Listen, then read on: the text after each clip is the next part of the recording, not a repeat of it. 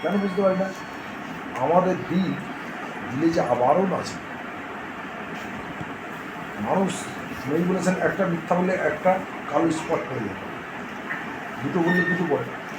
বলছেন এরকম যারা গিবাদ করে তাদের দিল কলুষিত হয়ে যায়। মিথ্যা বলে, হিংসা থাকলে, বিদ্বেষ থাকলে, অহংকার থাকলে, সংকীর্ণ থাকলে, অস্বীকার থাকলে, মুনাফিকি থাকলে দিল কলুষিত হয়।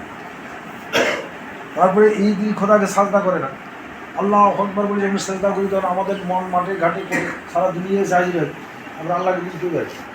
তারপরে আমাদের সুবহানাল্লাহ আল্লাহ সুবহানাল্লাহ বলে দিন বলে না। ফোনগুলো অফ করে দেন।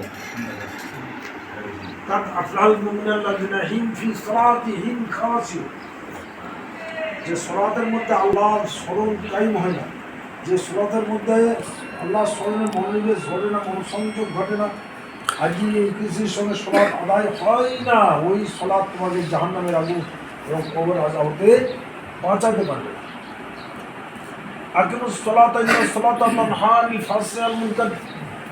নিশ্চয়ই সলাৎ নমাজ নিয়ামত।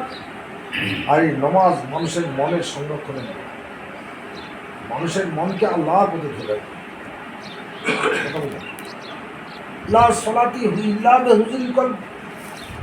হুজুর কল ব্যাটারিতে নমাজ অ্যাকসেপ্ট হবে, আল্লাহ দরবারে কবুল হবে। এখন এই হুজুর কল ঠিক করতে গেলেও মুর্শিদের দরকার। আর এই যে নমাজে আল্লাহ স্মরণ কায়েম করতে এতেও মুর্শিদের দরকার। মুর্শিদ ছাড়া নমাজ বোঝা কিছু হবে না। আমি বড় বড় আলেম একটু মহাদেশ তাদের সঙ্গে বৈঠক করছি, ওইটাকে এক জিনিস আলোচনা করছি। আপনি প্রশ্নগুলো জবাব দিতে পারবে না তো, কোনো মরিকে আপনাকে জবাব দিতে পারবে। কেউ আল্লাহকে স্মরণ করতে পারে না, কেউ খোদাকে সাজদাও করে। নামাজের বাহ্যিক চর্চা এর বাতে না কিছু না। হুজুর বাহ্যিক জানে, বাতে না কিছু জানে।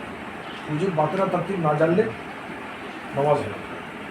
মেয়ে বলেন সালাত ইমাদ্দিন মানা কামার সালাতে ফাঁকাত কামাদ্দিন মামা তরকার সাল্লাতে ফাঁকাত হাদামাদ্দি। যে ব্যক্তি নামাজকে কায়েম করে মানে আল্লাহর স্মরণকে কায়েম করে দিল, তাহলে আল্লাহকে জানতে হবে, আল্লাহকে চিনতে হবে, বুঝতে হবে। তো আল্লাহ সম্পর্কে কোনো ধারণা নাই, তা আল্লাহ স্মরণ করবে কী করে বলে জানতে হবে। যা আল্লাহর স্মরণ কায়েম করলো, তো সলাৎ কায়েম করলে মানে স্মরণ কায়েম করলে যেন ইসলামের ঘরকে খাড়া করবে।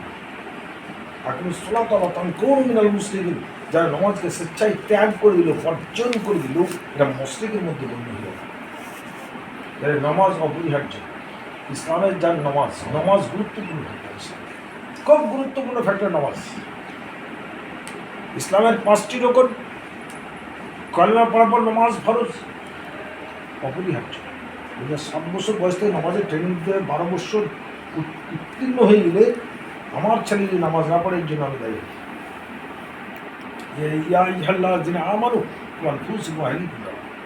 আমার পরিবারের মধ্যে যদি নামাজ না পড়ে, আমার পরিবারের মধ্যে যদি কেউ শরিয়াতের আইন না মেনে চলে, আল্লাহ সুন্নিয়াতের খেলাফি জীবনযাপন করে, তা আমাকে জাহান্নাম